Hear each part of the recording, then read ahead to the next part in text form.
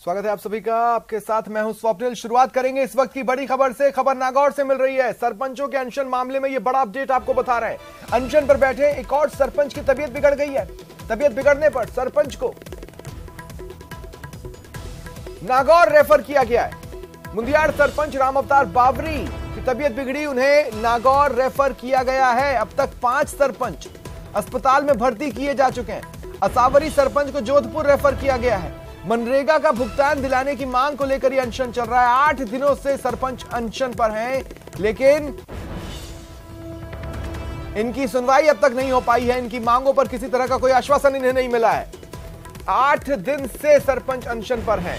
इससे पहले करलू सरपंच लाला राम ने इलाज लेने से मना कर दिया। उन्होंने कहा कि उनकी आर्थिक हालत खराब है। अगर सरकार 2 साल से अटका भुगतान जारी नहीं करती तो उनके पास मरने के अलावा कोई विकल्प नहीं बचेगा। दरअसल सरपंचों के भूखे रहकर आंदोलन की वजह से उनका स्वास्थ्य बिगड़ रहा है, लेकिन अभी तक समाधान नहीं निकला है। सरपंच बार बार मंत्री रमेश मीणा से गुहार लगा रहे हैं कि पंचायती राज मंत्री उनकी सुनवाई करें। साहूकारों से कर्जा बहुत ले लिया, 70-80 लाख रुपए माते हैं, ब्याज करके तो करोड़ से बाहर हो सकता है।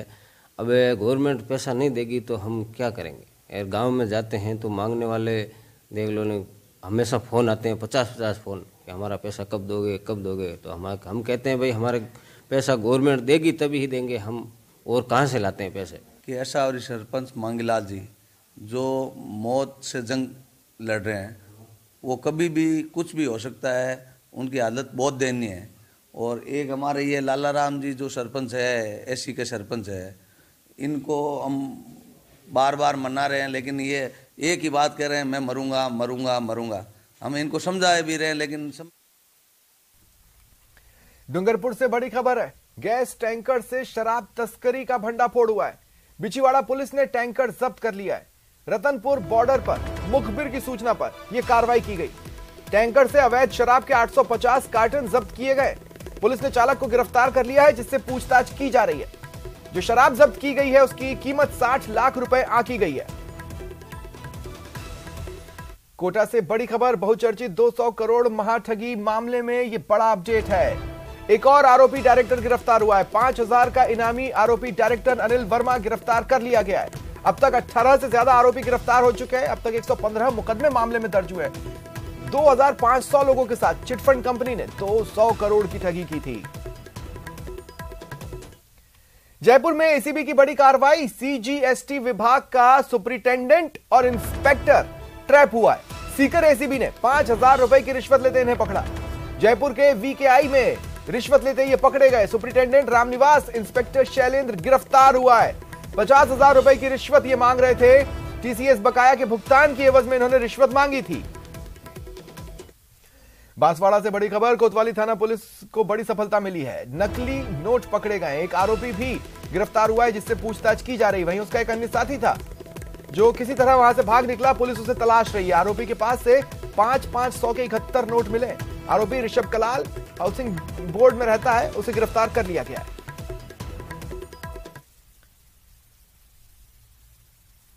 सवाई माधोपुर के रणथंभौर से बड़ी खबर है। वन विभाग की सुस्त कार्यशैली ने बाघ शावक की जान ले ली। बाघिन T114 का आज शव मिला। 7 दिन पहले ही बाघिन की मौत हो चुकी थी। 7 दिनों तक वन विभाग को बाघिन का पता नहीं लगा। भूख प्यास से तड़पकर बाघ शावक की आज मौत हो गई। अन्य 2 शावकों को अभेड़ा बायोलॉजिकल पार्क भेजा गया है। बुधवार को पेश होने वाले बजट को लेकर पिंक सिटी के लोगों ने कई उम्मीदें लगा रखी हैं। वेतन भोगियों को टैक्स स्लैब में बदलाव की उम्मीद है। महिलाओं को महंगाई से राहत की उम्मीद है। युवाओं को उम्मीद है सरकार बजट में उन पर ध्यान देगी और आने वाले समय में रोजगार के बेहतर मौके मिलेंगे। मेरी यही अपेक्षा है कि विधवाओं की पेंशन में बढ़ोतरी की जाए और साथ ही साथ जो महिलाओं का बहुत बड़ा हिस्सा प्राइवेट सेक्टर में काम करता है तो उनके लिए एक ऐसा प्रावधान किया जाए जिससे पीरियड लीव्स उनको भी मिले। और गर्ल्स एजुकेशन के लिए अगर हम बात करें तो कॉलेजेस के अंदर उनकी एजुकेशन फ्री कराई जाए। Free of cost skill development classes लगाई जाए, जिससे गर्ल्स और अपने आप को स्किल डेवलप कर सके और साथ ही साथ रोजगार के ऊपर अपना ध्यान दे सके। जैसा कि आप सभी लोगों को पता है कि प्रधानमंत्री नरेंद्र मोदी के द्वारा बजट की घोषणा की गई है। उस बजट में हम जो युवा हैं, हम चाहेंगे, युवा उम्मीद करते हैं कि सरकार बजट में उन पर ध्यान देगी, जिससे आने वाले समय में उन्हें रोजगार के बेहतर मौके मिल सकेंगे। इन्हीं के साथ ऐसे लोग जो अभी बेहद कम सैलरी में कार्य कर रहे हैं, उनकी सैलरी बढ़ेगी, जिससे रोजगार पर बढ़ावा जिससे रोजगार को बढ़ावा मिलेगा। सरकार इस पर ध्यान देगी और जो मिडिल क्लास लोग हैं, सामान्य वर्ग के लोग हैं, उन पे भी ध्यान दे। जो गैस सिलेंडर के जो दाम है दिन ब दिन बढ़ते जा रहे हैं, उन पर भी सरकार ध्यान दे, जिससे कि आम नागरिक को राहत मिल सके। और भी कई ऐसे हैं, जैसे पेपर को लेके सरकार इन सभी चीज़ों पे ध्यान दे, जिससे कि युवा का भविष्य उज्जवल हो और उन्हें नौकरियों का अवसर प्राप्त हो। इधर 2 साल तक कोरोना की मार झेलने वाले उद्योग और व्यापार जगत को बजट से काफी उम्मीदें हैं। मेरा मानना है, सरकार से मेरा आग्रह होगा कि सबसे पहले आप सोना, चांदी, डायमंड और ज्वेलरी पर 1% टैक्स करें, और जहां पर 18 है 7% से ज्यादा जीएसटी टैक्स पूरे भारतवर्ष में नहीं होना चाहिए। 7, 5 और 1% टैक्स की मैं सरकार से आग्रह करना चाहता हूं। इन मिसमैच को दूर करके एक ऐसी व्यवस्था लाई जाए कि अब हमारे आगे जितने भी जो टैक्स के नोटिस आते हैं वो नहीं आए। इसी तरह से रिफंड के बारे में अगर एप्लीकेशन लगाएं तो उसको स्वीकार किया जाए और रिफंड शीघ्र किया जाए। जिस तरह से भी संगतियां हैं जीएसटी को लेकर, उसमें सरलीकरण होना चाहिए। इनकम टैक्स स्लैब जो अभी 2.5 लाख है उसको 5 लाख करना चाहिए। मैं तो ये कहता हूं 5 से 10 लाख करना चाहिए। जहां तक सवाल सरकार का है कि जिस तरह से व्यापारी पर एक बोझ डाला जा रहा है, टैक्स के लिए दिया जा रहा है, सरलीकरण होना चाहिए, रियायत मिलनी चाहिए। 1 फरवरी को आम बजट आने वाला है। कोचिंग नगरी में भी बजट को लेकर खासी उम्मीदें हैं। आम लोग पेट्रोल और डीजल के रेट में कमी चाहते हैं। शिक्षित युवा सरकारी नौकरी और रोजगार की मांग कर रहे हैं। महिलाएं चाहती हैं महंगाई कम हो। वो क्या है, महिलाओं के अभी जैसे सिलेंडर महंगे हो रहे हैं, परचूनी सामान महंगे हो रहे हैं, सब चीजें महंगी हो रही है, तो इनमें कमी होनी चाहिए। बजट इसमें महंगाई में कमी होनी चाहिए, रेटों में कमी होनी चाहिए। हमारे कॉलेज में भी या फिर और भी जगह पे जैसे बच्चे दूर दूर से आते हैं, तो उनके लिए परिवहन की व्यवस्था, परिवहन जो होता है कि मतलब गाड़ियों की व्यवस्था नहीं है, आने जाने के लिए उन्हें तकलीफ होती है। तो बजट के लिए यही है कि सरकार को उसके लिए भी बजट देना चाहिए, ताकि और ज्यादा परिवहन की व्यवस्था हो सके, गाँव से आने वाले बच्चे भी पढ़ सकें। आने जाने में बहुत दिक्कत होती है, और है ना जब आते हैं तो फिर वॉशरूम की बहुत दिक्कतें होती है। फ्री में कहीं नहीं है कि पैसे देने पड़ते हैं, यहाँ पर भी जाना हो। सबसे पहले महंगाई सबसे बड़ा मुद्दा है आज का, वो कम होना चाहिए। और दूसरा है रोजगार। रोजगार की नहीं होने की वजह से आज युवा दर दर भटक रहा है। तो इनके रोजगार को एक विशेष महत्वपूर्ण देना चाहिए कि इसको बजट में शामिल करना चाहिए कि कैसे ज्यादा से ज्यादा युवाओं को रोजगार मिल सके। फसल खराब हो जाती है, दिन रात मेहनत करते हैं किसान, मिट्टी में मिट्टी बने रहते हैं, तो उनको ये मेरा कहने का मतलब सरकार को उनको मुआवजा देना चाहिए। पेट्रोल के दाम कम किए जाए, क्योंकि इन्हीं चीजों से हर खाद्य सामग्री की रेट बढ़ती है। अगर ये चीजों की रेट कम हो जाएगी तो खाद्य सामग्रियों की रेट जब कम होगी तो आम जनता को इससे लाभ मिलेगा। लोगों को यही चाहिए कि हमें जो 700, किसी को 1000, किसी को 700 पेंशन मिलती है, तो कम से कम उस पेंशन को 100 रुपये रोज के हिसाब से 3000 रुपये करा जाए। कम से कम 100 रुपये, इस महंगाई के दौर में 100 रुपये तो कम से कम होना चाहिए, ताकि आदमी को कम से कम 2 टाइम को खाना तो खा सके। आम जन के लिए, जो मध्यम वर्ग सभी के लिए जो महंगाई बढ़ रही है उसे टैक्स कम होना चाहिए, छूट मिलना चाहिए, तो महंगाई वैसे कम हो जाएगी। वस्तुओं का जो दाम बढ़ रहे हैं, बहुत बढ़ रहे हैं, तो इनका टैक्स कम होगा तो महंगाई कम होगी। मैं तो एक कहना चाहता हूँ, एक तो जो है टैक्स में कमी आनी चाहिए, दूसरा इनकम टैक्स का स्लैब बढ़ना चाहिए, दूसरा गरीबों को राहत मिलनी चाहिए, महंगाई पर अंकुश लगना चाहिए। बजट 2023 से उदयपुर के लोगों की क्या उम्मीदें हैं? सहयोगी ने शहर के लोगों से बातचीत की। और इस बजट में हमारी कुछ अपेक्षा हैं भारत सरकार से, जो निश्चित ही पूरी होनी चाहिए कि जिस हिसाब से आज महंगाई का जो आलम है, वो महंगाई थोड़ी कम होनी चाहिए। दूसरा, एजुकेशन सेक्टर में जो एक एजुकेशन लोन की जो बात है, एजुकेशन लोन काफ़ी महंगे हैं, एजुकेशन लोनों को बिल्कुल ब्याज मुक्त कर देना चाहिए। मैं ये सोचती हूँ कि महंगाई जितनी ज़्यादा होती है घर का बजट उतना ही ज़्यादा बिगड़ता है और काफ़ी कुछ मैनेज करना पड़ता है जो बहुत मुश्किल होता है। तो सरकार से यही प्रार्थना है कि महंगाई थोड़ी कम करे, हर क्षेत्र में कम करे, ताकि घर अच्छे से चल सके और सभी के कुछ सपने भी पूरे हो सके। सरकार के बजट में हम ये कर सकते हैं कि बहुत से बच्चे बाहर जाना चाहते हैं, अपने एक्सप्लोरेशंस करना चाहते हैं, अब्रॉड जाना चाहते हैं, उसमें गवर्नमेंट उन बच्चों को सपोर्ट करे, जिससे हम आगे जाके हमारे देश को रिप्रेजेंट कर पाएँ और हमें हेल्प मिल पाए। और बजट की वजह से बहुत से जने रुक जाते हैं, अपने सपने नहीं पूरे कर पाते हैं कि बहुत ज़्यादा हाई बजट है और हम आगे कैसे जा पाए। तो उसमें थोड़ा गवर्नमेंट को हेल्प करनी चाहिए हमारे को इसके पीछे। स्टार्टअप को लेकर गवर्नमेंट बैंक से या फिर गवर्नमेंट फैसिलिटीज है बहुत सारी, उससे हमें हेल्प करे। जैसे आज देखा जाए तो हम अगर किसी से भी लोन लेते हैं तो वहाँ पे इंटरेस्ट बहुत ज़्यादा होता है, तो बस वो इंटरेस्ट थोड़ा कम हो जाए और रीजनेबल रेट हो, थोड़ा रेट ऑफ इंटरेस्ट, और उसके बाद हमें कई बहुत छूट हो। जैसे अभी पेंडेमिक चला था तो इसमें गवर्नमेंट बैंक्स ने इतना हमें सपोर्ट नहीं किया, बस वो ऐसे कहीं भी कुछ प्रॉब्लम हो तो सपोर्ट किया जाए उन्हें बैंक को। तो एजुकेशन टैक्स फ्री हो जानी चाहिए, टोटली टैक्स फ्री हो जानी चाहिए, ताकि सब लोग को रिप्रेजेंट करने का मौका मिले। काफ़ी लोग हैं जो सिर्फ रिप्रेजेंट नहीं कर पाते सिर्फ और सिर्फ मनी की वजह से, तो वो सारी चीज़ें बिल्कुल बंद हो जानी चाहिए। बिल्कुल सब एजुकेशन में टैक्स फ्री हो जाना चाहिए, लोन काफ़ी कम रेट ऑफ इंटरेस्ट या फिर बिल्कुल फ्री कॉस्ट पे मिलना चाहिए। जन स्वास्थ्य अभियान से जुड़ी सामाजिक कार्यकर्ता छाया पंचोली ने हेल्थ बजट में बढ़ोतरी की मांग की है। Private hospital and nursing home society के सचिव डॉक्टर विजय कपूर ने मेडिकल इक्विपमेंट से इंपोर्ट ड्यूटी को कम करने की मांग की। नेशनल हेल्थ पॉलिसी तक में ये लिखा हुआ है कि 2025 तक हम स्वास्थ्य बजट को जीडीपी का 2.5% तक बढ़ाएंगे, पर ये बढ़ोतरी हो नहीं पा रही है। पिछले साल भी स्वास्थ्य बजट जो था उसमें देखा जाए तो कुछ बढ़ोतरी हुई थी, पर जीडीपी के मामले में हम अभी तक वहीं के वहीं 1.2% में अटके हुए हैं। तो ये हमारी मांग रही है बहुत लंबे समय से कि भारत में स्वास्थ्य बजट जो है वो और बढ़े, जिससे कि जो पब्लिक हेल्थ केयर सेक्टर है उसमें हम अच्छा सुधार देख सके, स्वास्थ्य गुणवत्ता में और सुधार हो सके। तो पहली मांग तो ये है। हमारा सबसे बड़ी अपेक्षा सेंट्रल गवर्नमेंट से अभी ये है कि इस इम्पोर्ट ड्यूटी को कम किया जाए, जिससे कि आने वाले समय में प्राइवेट सेक्टर को इससे बेनिफिट मिले, नए अस्पताल भी आए और इंफ्रास्ट्रक्चर बेटर हो। इसके अलावा कई चीज़ें ऐसी हैं, जैसे नया कोई हम प्रोजेक्ट चालू करते हैं तो उसमें हमें रियायतें इस तरह से मिलें, चाहे वो टैक्सेशन हो, चाहे लैंड से रिलेटेड हो, चाहे इलेक्ट्रिसिटी से रिलेटेड हो, और एक टैक्स हॉलीडे मिले आने वाले, जिससे कि जब नया कुछ भी प्रोजेक्ट चालू किया जाता है उसको फायदे में आने में कुछ साल लगते हैं, तब तक टैक्स हॉलीडे दिया जाए और जहां जहां मुमकिन हो सकता है जीएसटी में भी और बाकी चीजों में भी हमें रियायत दी जाए।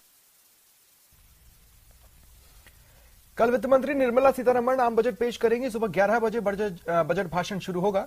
इस बार आम बजट से देश के सभी वर्गों के लोगों को काफी उम्मीदें हैं। राजस्थान के युवाओं को भी काफी उम्मीदें हैं।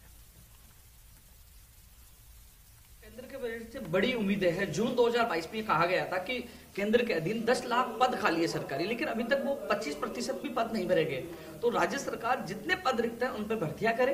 इसके अलावा जो अग्निवीर जो एक योजना चलाई थी जिसके लिए युवाओं ने विरोध किया, देश की सुरक्षा के लिए भी एक तरह से मैं उसको खतरा मानता हूँ, तो कम से कम 75% तो लिया जाए। आप 25% लेने का दावा कर रहे हैं कि 15 साल तक वो सैनिकों को 25% रखा जाए, तो उसको क्राइटेरिया बढ़ाया जाए, कम से कम 75% लिया जाए।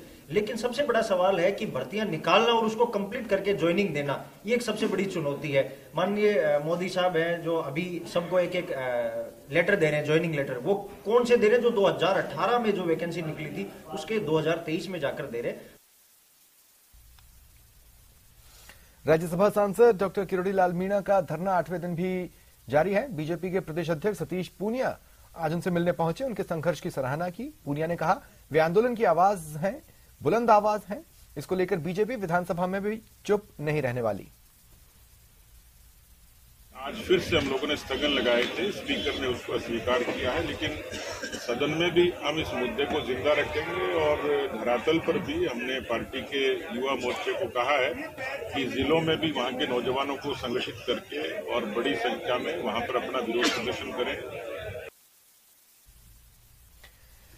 राज्य के नगर निकायों में कचरे के निस्तारण पर यूजर चार्जेस की गूंज विधानसभा में सुनाई थी। प्रश्नकाल के दौरान विधायक मदन दिलावर ने सवाल पूछा था कि क्या उनके क्षेत्र रामगंज मंडी के साथ प्रदेश में सफाई शुल्क की वसूली हो रही है। इस पर यूडीएच मंत्री शांति धारीवाल ने कहा प्रदेश के किसी भी निकाय में सफाई शुल्क या यूजर चार्जेस की वसूली नहीं की जा रही। मंत्री धारीवाल ने सदन में जानकारी दी, इसे लेकर निकायों में प्रोविजन जरूर है। मंत्री जी ने सदन में यूजर चार्जेस की बात खारिज कर दी। यूजर चार्जेस वगैरह कलेक्ट होते हैं तो यूजर चार्जेस भी टेंडर के हिसाब से इनको लागू करना था। एक 3 महीने का छूट था, तब तक की RFID यंत्र नहीं लगे थे।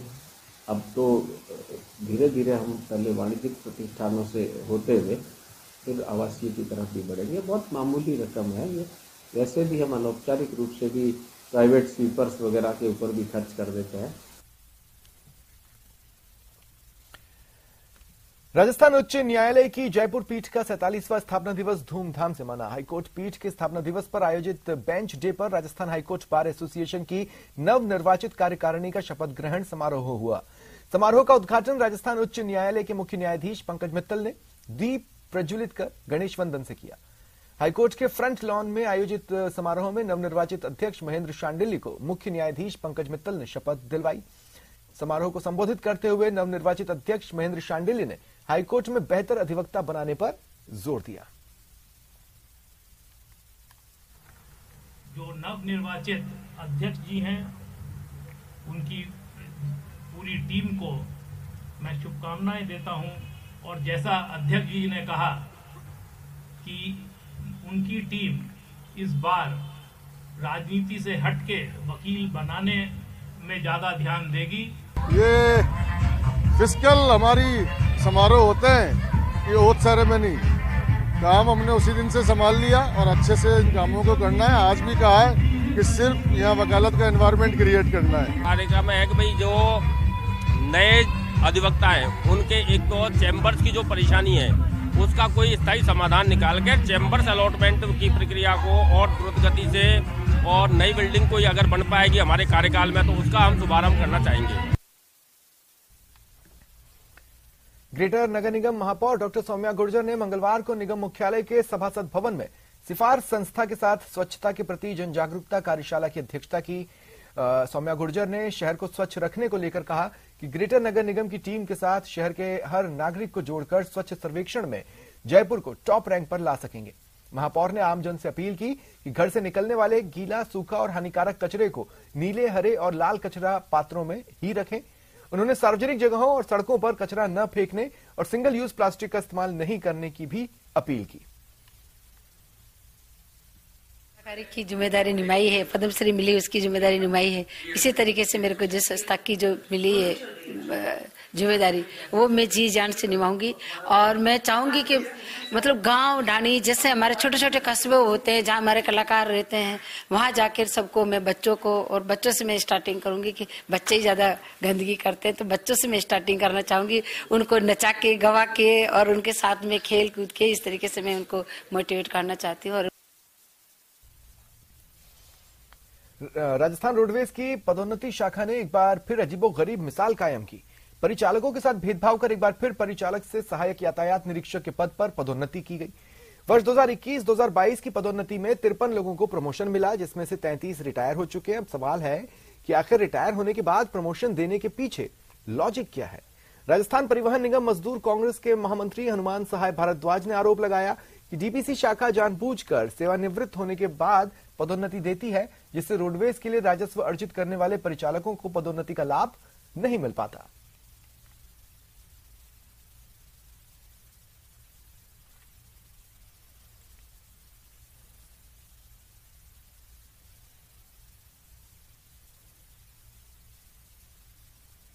ऐसे परिचालक इस लाभ से वंचित भी हो जाते हैं और उससे निगम की जो चेकिंग व्यवस्था है उसके ऊपर भी दिक्कतें पैदा होती हैं। आज विधानसभा में प्रश्नकाल के दौरान सदस्यों के सवालों का जवाब सही तरीके से नहीं देने पर स्पीकर सीपी जोशी ने मंत्रियों को नसीहत दी। कहा वे विधानसभा में पूरी तैयारी से आए और सदस्यों के सवालों का जवाब संतुष्टिपूर्ण तरीके से दें। दरअसल विधायक कालीचरण सराफ ने आरटीडीसी के होटलों के रेनोवेशन का मामला उठाया। तभी मुरारीलाल मीणा ने संचालक मंडल ने होटलों के चयन में बदलाव की बात कही, लेकिन बदलाव का कारण नहीं बता सके। इस पर स्पीकर सीपी जोशी ने कहा कि सरकार को बजट घोषणा के बाद भी उन्हें बदलने का अधिकार है, लेकिन मंत्री को ध्यान रखना चाहिए कि सदन में पूरी तैयारी के साथ आए। राजस्थान सरकार के जेल मंत्री टीकाराम जूली ने अपने 2 दिवसीय तमिलनाडु दौरे के दौरान तमिलनाडु की सबसे बड़ी जेल पूझल जेल का दौरा किया। मंत्री जूली ने चेन्नई की केंद्रीय कारागार पूझल जेल में प्रिजन बाजार का अवलोकन किया, बंदियों द्वारा तैयार उत्पादों का अवलोकन किया, साथ ही बेकरी का भी दौरा किया। राजसमंद जिले के रेल मगरा उपखंड में सक्रिय वेदांता समूह की कंपनी हिंदुस्तान जिंक ने भारतीय खनन क्षेत्र में इलेक्ट्रॉनिक्स व्हीकल्स को बढ़ावा देने के लिए ऐतिहासिक पहल की है। अपने भूमिगत खनन कार्यों में नॉर्मेट एजिटेटर स्मार्ट ड्राइव ईवी संचालन का उपयोग कर अभूतपूर्व कदम उठाया है। कंपनी जल्द ही नॉर्मेट के एक्सप्लोजिव चार्जर और कंक्रीट स्प्रेयर के साथ बैटरी वाहनों का उपयोग कर इसका विस्तार करेगी। हिंदुस्तान जिंक ईवी क्रांति में शामिल होने वाली पहली खनन कंपनी है जो अपने भूमिगत संचालन के लिए लगातार बदलाव कर इलेक्ट्रिक वाहनों का संचालन कर रही है। कंपनी ने अगली 5 वर्षों में सभी डीजल से चलने वाले 900 खनन वाहनों को बैटरी से चलने वाले वाहनों में बदलने का लक्ष्य रखा है और इसके लिए $1 बिलियन अमेरिकी डॉलर से अधिक का निवेश निर्धारित किया है। For next 5 years, I will be spending $1 billion, roughly about 8,000 crores, for getting more and more EV equipment for our underground mining operations, which will ensure that we provide clean air for our workmen to work, and also we provide latest technology in this world, and we remain sustainable, we reduce our CO2 emission, and we become current with today's technology. Kota government college में छात्रों ने आज विभिन्न मांगों को लेकर हंगामा किया। कॉलेज परिसर में ही छात्रों ने नारेबाजी कर आक्रोश जताया और प्राचार्य कक्ष में ही धरना दे दिया। गवर्नमेंट कॉलेज प्रेसिडेंट आशीष मीणा के नेतृत्व में बड़ी संख्या में छात्रों ने नारेबाजी की। प्रिंसिपल के चैम्बर में पहुंचकर ज्ञापन सौंपा। प्रेसिडेंट आशीष मीणा ने कहा कि जूलॉजी लेबोरेटरी में छत का प्लास्टर आए दिन गिर जाता है, किसी दिन कोई बड़ा हादसा हो सकता है, ऐसे में उसे रिपेयर करवाना चाहिए।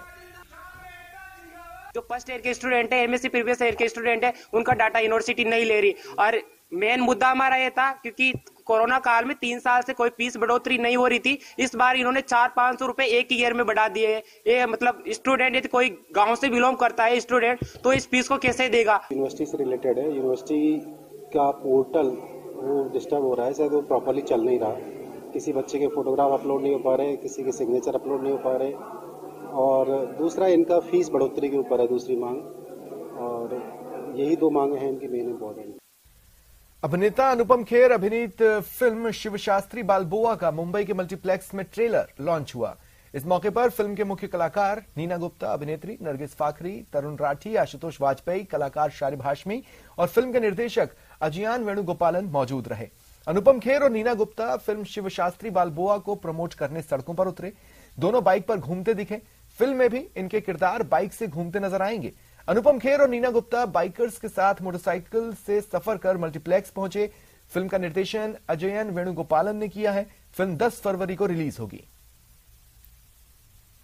तो आप लोगों का बहुत बहुत शुक्रिया, आप आते हैं, आपके जरिए ही हमारा जो ट्रेलर है वो दुनिया तक जा सकता है। आज ट्रेलर लॉन्च था हमारी फिल्म का नाम है Shivshastri Balboa, entirely shot in America. It's a spice of life film. अच्छा रिएक्शन मिला जिन्होंने आज ट्रेलर देखा है, और 10 फरवरी को ये फिल्म थिएटर्स में रिलीज हो रही है। शिवशास्त्री बालबोआ की सबसे विशेष बात यह है कि हंसते खेलते हुए एक बहुत बड़े टॉपिक को डिस्कस किया है ना अजय।